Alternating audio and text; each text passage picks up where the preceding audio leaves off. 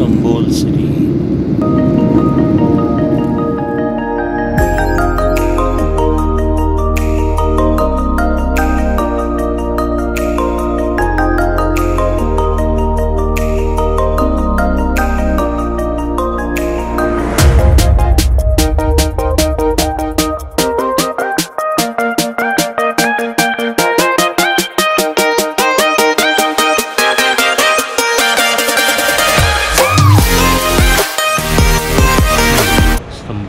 पूरा मैप है, बहुत बड़ा एयरपोर्ट है भाई। अब आप देखें ना, दुनिया का सबसे बड़ा एयरपोर्ट अब बन गया है ये। तो दुनिया में कितने बड़े बड़े एयरपोर्ट्स हैं ऑलरेडी पहले,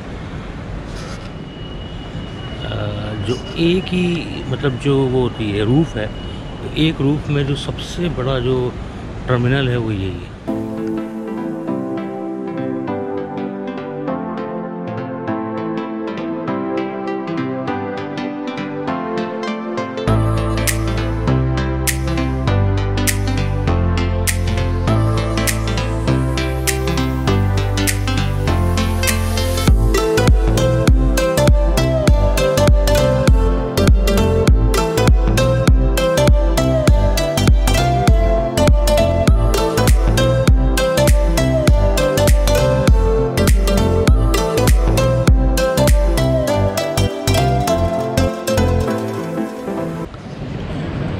तो जो इमिग्रेशन डिपार्टमेंट है वो इतनी दूर है, चल चल के मतलब चलते रहे आप। हालांकि ऑटोमेटिक एलिवेटर्स ये वो पता नहीं क्या क्या सर्विसेज हैं, लेकिन है इतना बड़ा कि वो एक जगह से दूसरी जगह पहुंचने में बहुत टाइम लगता। हमारे जहाज़ को पार्किंग भी थोड़ा लेट मिली है आज।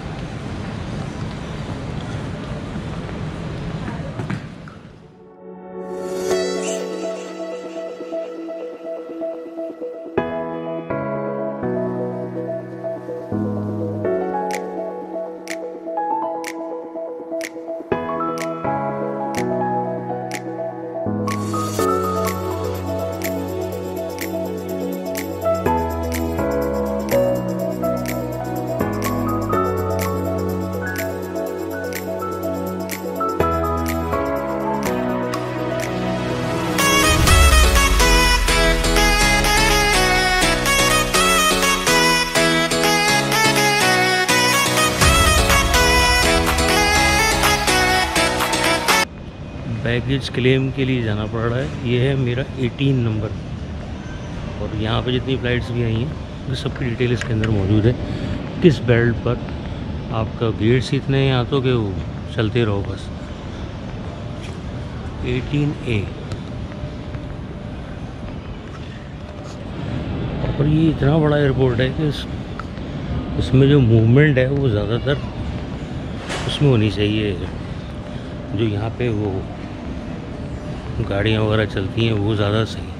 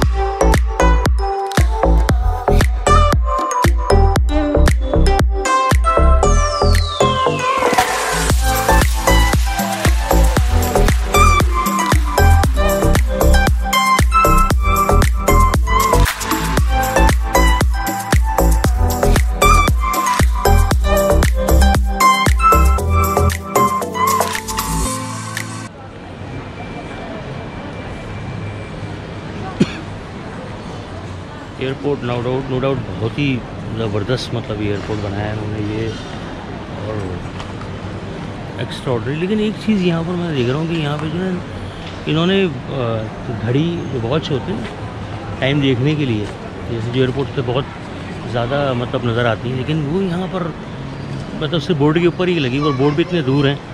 तो वैसे मैंने देखा जैसे वहाँ पर कोलमपुर के एयरपोर्ट पर भी और थाईलैंड वाले में भी जगह जगह पे, दुबई वाले पे भी हर उसके साथ लगी हुई होती है एक वॉच। लेकिन इसमें थोड़ा सा ये है, होना चाहिए ज़्यादा से ज़्यादा, क्योंकि ये लोगों का, क्योंकि इतना टाइम इन्होंने सिक्योरिटी पे और उसका लेते हैं ये लोग इमिग्रेशन पे, तो इनके पास थोड़ा सा उनको बढ़ाना चाहिए वॉच।